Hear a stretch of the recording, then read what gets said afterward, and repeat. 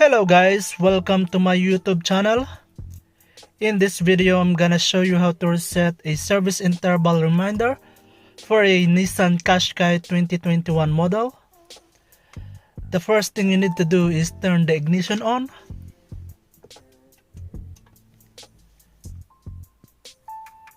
And then select settings. To select setting, just press either left or right arrow.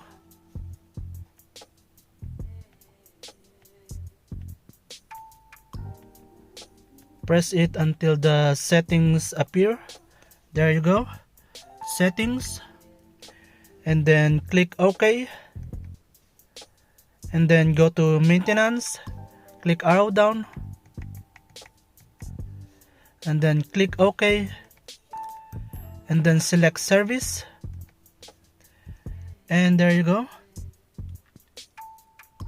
As you can see, 9,655, almost 10,000 kilometer, so it needs to be reset. So just simply select reset, arrow down, and then click OK, and then select yes, OK, and there you go. It is now reset to 0. So that's how you reset a service interval reminder for a Qashqai Nissan 2021 model. So that's it for today's video guys. Thank you so much for watching and see you on my next video.